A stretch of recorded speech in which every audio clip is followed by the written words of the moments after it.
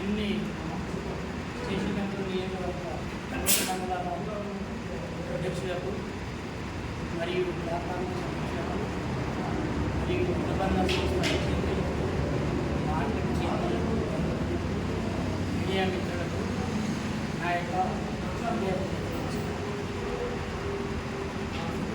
మొదటిగా మనం ఒక 5 నిమిషాలు మౌనం పాటిస్తాం.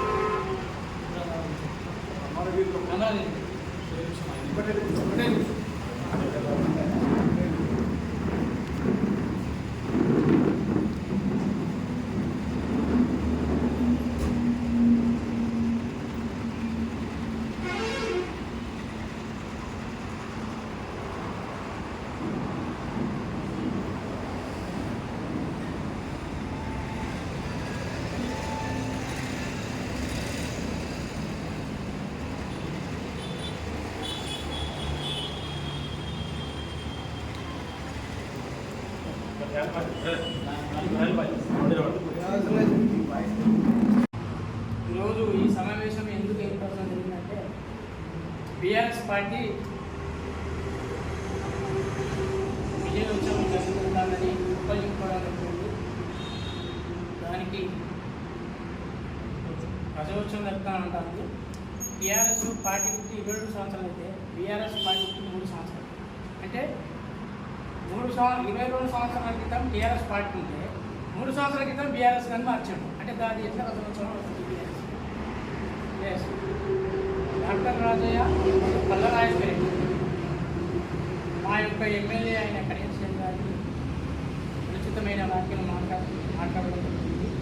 పల్ల రాజేశ్వరిని జాగ్రత్త, మీరు ఎడ్యుకేషన్లో ఎంతో 200 మందికి ఉద్యోగాలు ఇప్పిస్తానని చెప్పి ఆ ఉద్యోగాలలో నాణ్యత లేని, అంటే 10th క్లాస్ ఉన్న వాళ్ళకి ఇంటర్మీడియట్ ఉద్యోగాలు ఇప్పిస్తానని చెప్పి ప్లస్ వాళ్ళ దగ్గర లంచాలు తీసుకొని పర్మనెంట్ చేసిన భవిష్యత్తు నీది కాదా అంటే దొంగ మాట్లాడు. డాక్టర్ రాజయ్య జాగ్రత్త, ఒళ్ళు దగ్గర పెట్టుకోమన్నాడు. నీవు డ్యాన్సులు చేసే రికార్డు చేసేట్టు రాజయ్య గారు, మీరు ఎన్నెన్నో తప్పులు చేశారు. అది ఈ స్టేషన్ దగ్గర నియోజకవర్గ ప్రజలకు మొత్తం తెలుసు. రజమోత్సవం చేస్తా అని మీరు ఎగురుతున్నారు గొప్పలు చెప్పుకుంటూ. దళితులకు 3 ఎకరాల భూమి ఇచ్చిందా ఈ బీఆర్ఎస్ పార్టీ? దళితులకు నిరుద్యోగ వృత్తి ఇచ్చిందా ఈ బీఆర్ఎస్ పార్టీ? లేక వితంతులకు అందరికీ పింఛనిచ్చిందా ఈ బీఆర్ఎస్ పార్టీ? మరియు ఏం చేస్తానని ఈ రజోత్సవాలు చేసుకుంటాను బీఆర్ఎస్ పార్టీ? మా యొక్క దురల పాలన, మీ కేసీఆర్ దురల పాలన సాగించుకుంటూ గడాపి లెక్క ఈ తెలంగాణను 10 సంవత్సరాలు ఏలి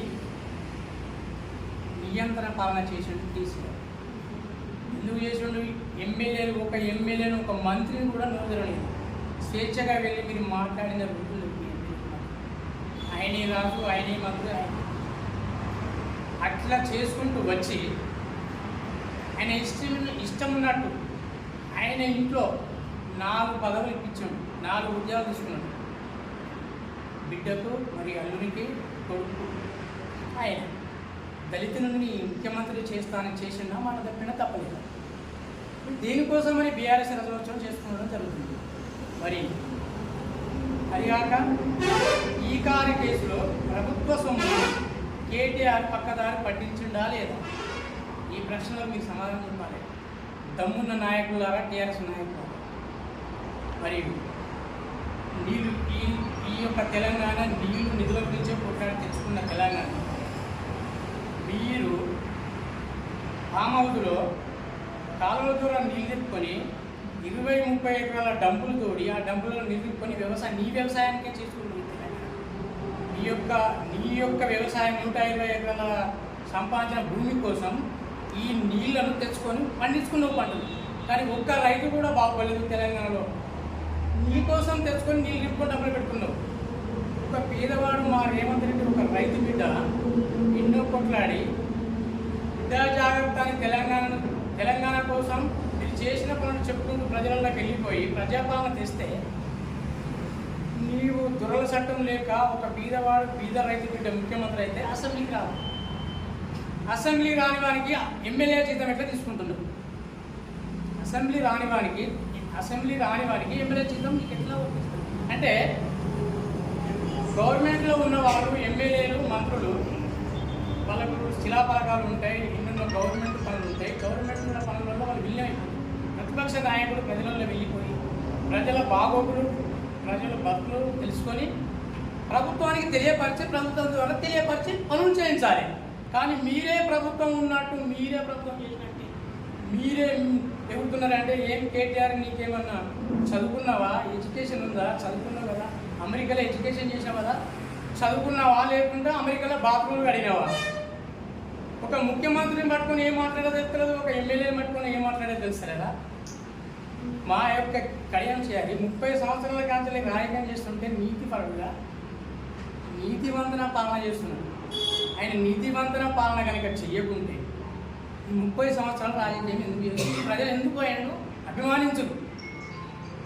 మీరు ఆయనను పట్టుకొని భూములు కబ్జా చేసిండు, జాగ్రత్త కబ్జా చేసిండు అంటే ఆయన మా ఎమ్మెల్యే గారు అమ్మకుండా ప్రెస్ మీట్లో చెప్తారు, ఒకవేళ నేను కనుక భూమి కబ్జా చేసినట్లయితే మీరు సాక్ష్యాధారాలకి నిరూపిస్తే మీ ఇళ్ళల్లో నేను పెట్టి చాకరీ చేస్తానని చాలా చేసింది మా నాయకుడు. మీరు ఆ సవాలుకు ఎందుకు స్వీకరించలేదు? ఆ సవాలుకు మీరు స్వీకరించారు. ఒకవేళ అదే నిరూపణ అయితే మా కాంగ్రెస్ పార్టీ కార్యకర్తలను వచ్చి మీ ఇళ్ళలో ఉడిగం చేస్తాం, అది సాక్షాత్తుగా నిరూపించండి. మా నాయకుడిని నిరాధారమైన మాట చెప్పి రాజకీయ భవిష్యత్తు కోసం దెబ్బతీయాలని చూస్తున్నారు. కానీ రాజయ్య, నువ్వు వైద్యం చేసుకొని పిల్లల సూలు చేసుకొని బతుకు దాఖలు నీ చిల్లర వల్ల వేషాలు చాలా తెలుసు. నీతో నేను తిరిగిన కాంగ్రెస్ పార్టీలో మొదటి వ్యక్తిని నేను. నువ్వు నాకు బాగా కావాలి. నీ ఏషాలు తెలుసు, నీ పోటీ యొక్క ఏషాలు తెలుసు, నీ బాగా తెలుసుకున్నాను.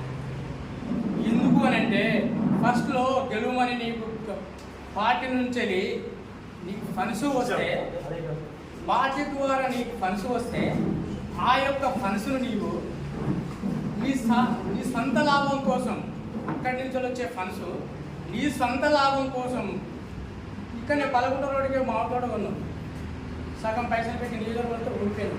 ఇంకా నీకు గుర్తొత్తలేదా? ఇంకా నేను ఎమ్మెల్యే అయిన ముడుతున్నావా? ఎమ్మెల్యే కాలేవు.